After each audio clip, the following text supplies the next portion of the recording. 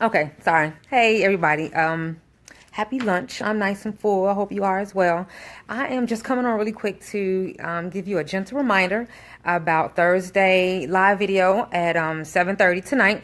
I will be having a guest speaker. It is Sharice Price. She's a personal finance coach and a workforce development coach, as well as an insurance advisor. And she'll be coming with some awesome information about inflation. Sorry.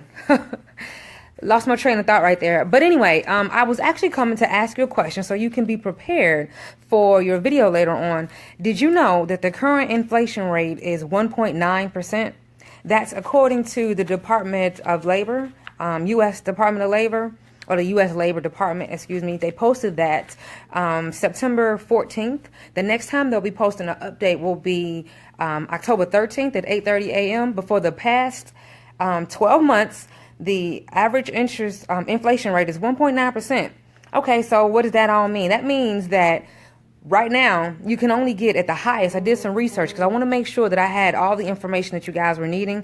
I did some research, and the highest interest rate, or APR, that you can earn right now on any type of policy or account, or not policy, excuse me, any type of banking vehicle or savings vehicle or CD or anything like that, the highest I could find was a 2.5, sorry, yes, sorry, a 2.5% interest rate. But the only way you can get that 2.5 interest rate is if you deposit or you're saving $10,000 at one time.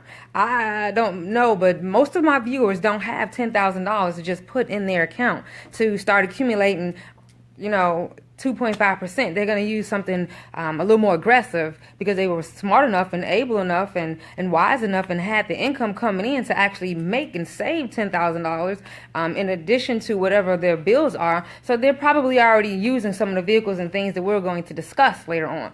But however, I just really wanted to stress the fact that inflation means my money is sitting here. This time next year, it's not going to be valued or worth or can buy the same amount that it could this year.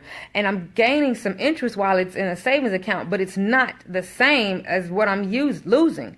So I'm gaining a little bit, but I'm losing a lot. So in a year from now, my $10,000, as an example, will only be like $9,200 if I'm sitting it there and leaving it there in the traditional savings vehicles of a CD or a savings deposit or a savings account in our local banks. That's important. No one teaches us that. The Rule 72 and how I can double my money, how you can double your money while you're still alive, is some of the things that we'll be discussing later on. So tune in, 7:30, to me and my guest. The question is, are you aware that your money is sitting in your savings account and it's losing money due to inflation?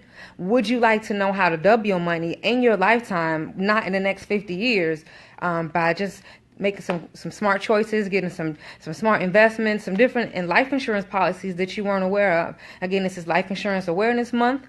And what about semi-aggressive mutual funds? Those are good. Those are good as well. Depending on your age, the question is, what about semi-aggressive mutual funds? That means that you have someone managing a group of accounts for you, and you're taking some advantage of some of the risk within the stock market, but it's not high risk. So just a little bit of risk. You're guaranteed to get some things back, but if you lose, you won't lose it all at one time. That's what the mutual funds is. And at 2.5%, that is good. That is actually reasonable.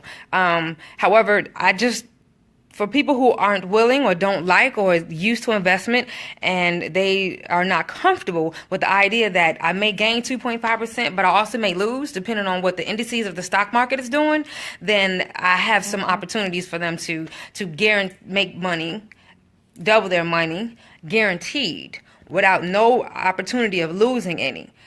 So give people some different options. And I will be talking about,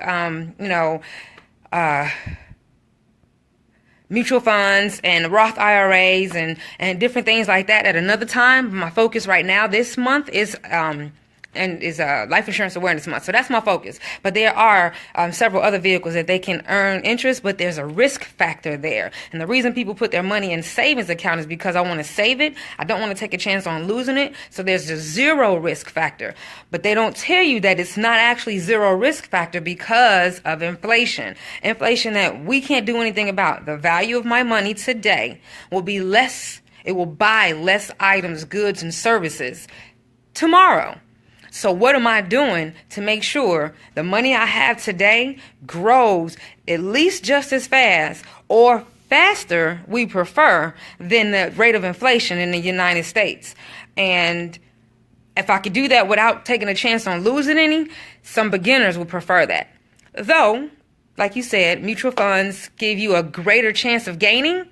You just do have that opportunity of possibly losing. So that's something that's advanced. We kind of spoke back and forth, Veronica, on some of the decisions that you have going on with your mutual funds, and definitely those are advanced decisions. A lot of people aren't there yet. But kudos to you, for real, for knowing that and speaking to someone and taking their advice and learning more about it, and even for bringing it up so people know that there's some advanced things that you can do as well.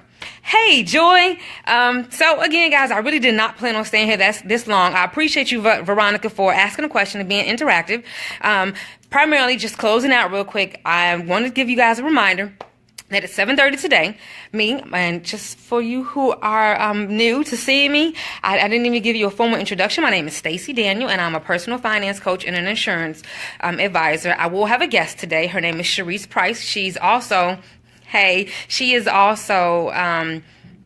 in workforce development. She'll talk more about how you guys can find side streams of income and what you can do and how you can park your money and make sure that it's gaining faster than what it's losing with the inflation rate.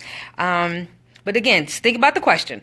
What interest rate am I currently receiving on wherever I have my money parked? And is that higher than 1.9%, which is the rate of inflation based off of the United States Labor Department?